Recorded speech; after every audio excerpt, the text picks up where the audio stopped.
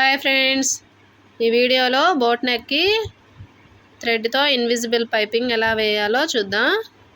మనం రెడీ చేసుకున్న thread piping తీసుకొని చూడండి, నెక్ వీడియోలో చూపిస్తున్న విధంగా నెక్ మీద పెట్టి స్టిచ్ చేసుకోవాలి. నెక్ రౌండ్ అనేది షేప్ రావటం కోసం మనం పాదం అనేది పైకి లేపుకుంటూ స్టిచ్ చేసుకోవాలండి.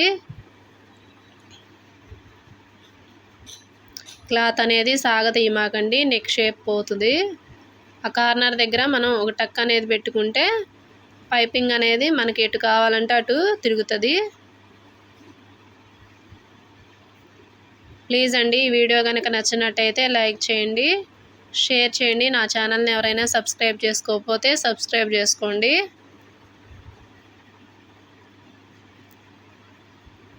ఈ వీడియో అనేది స్కిప్ చేయకుండా చూడండి.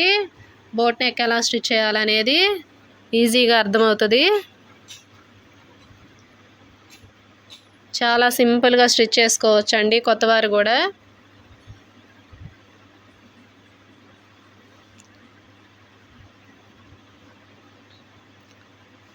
ఇప్పుడు మెయిన్ క్లాత్ మీద మనం లైనింగ్ క్లాత్ మీద స్టిచ్ చేసుకున్నాం కదా, ఈ స్టిచ్ చేసుకున్నది మెయిన్ క్లాత్ మీద పెట్టుకొని మళ్ళీ స్టిచ్ వేసుకోవాలి.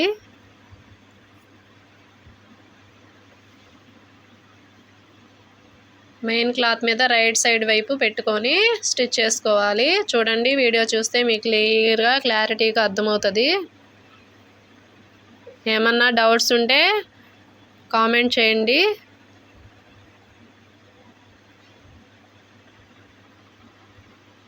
వీడియో నచ్చితే మాత్రం తప్పకుండా లైక్ చేయండి. మీరు లైక్ చేయడం వల్ల ఈ వీడియో అనేది మరికొందరికి చేరువవుతుంది.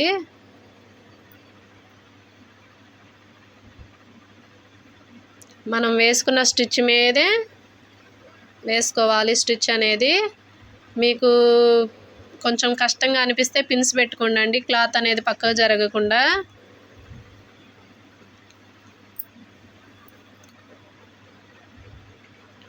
ఇప్పుడు ఎక్స్ట్రా పీస్ అనేది కటింగ్ చేసేసుకోవాలి.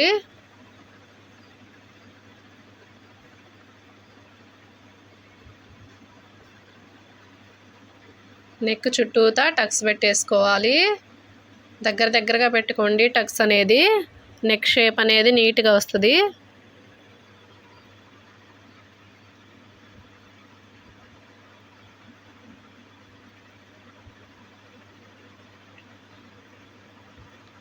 ఈ వీడియో అనేది స్కిప్ చేయకుండా చూస్తే ఎలా కుట్టాలనేది మీకు ఈజీగా అర్థమవుతుంది.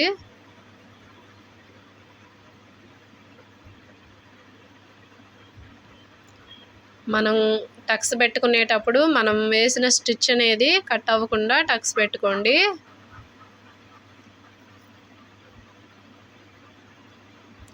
ఇప్పుడు నెక్ అనేది రివర్స్ చేయాలండి. కార్నర్ దగ్గర ఏదైనా పిన్ సహాయంతో ముందుకు నెట్టేయండి క్లాత్ అనేది.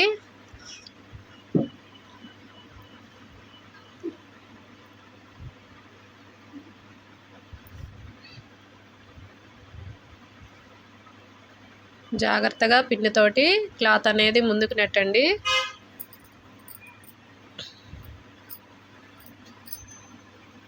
ఇప్పుడు మళ్ళీ గోరుతోటి కొద్దిగా రఫ్ లాగా చేసేసుకొని పైన ఇంకో స్టిచ్ వేసుకోవాలి.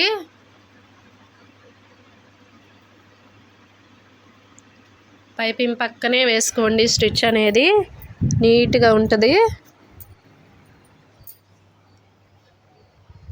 ఇలా స్టిచ్ చేయటం వల్ల మనీ కూడా ఎక్కువ తీసుకోవచ్చండి.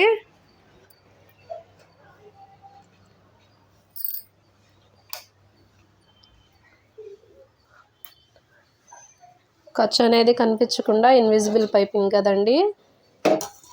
ఇలా కుట్టినందుకు మనం మనీ కూడా ఎక్కువ ఎర్న్ చేసుకోవచ్చు.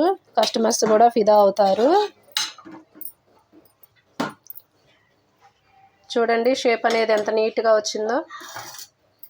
సేమ్ రెండోది కూడా అలాగే స్టిచ్ చేసుకోవాలి. ఇది బ్యాక్ హుక్స్లు అండి, అందుకని బ్యాక్ ఓపెన్ వచ్చింది. మామూలుగా అయితే మనం ఫ్రంట్ హుక్స్లో అయితే బ్యాక్ మామూలుగా రౌండ్ లాగా వచ్చేస్తుంది. ప్లీజ్ అండి, ఈ వీడియో కనుక మీకు నచ్చితే లైక్ చేయండి. ప్లీజ్ నా ఛానల్ని ఎవరైనా సబ్స్క్రైబ్ చేసుకోకపోతే సబ్స్క్రైబ్ చేసుకోండి. Thank you for watching.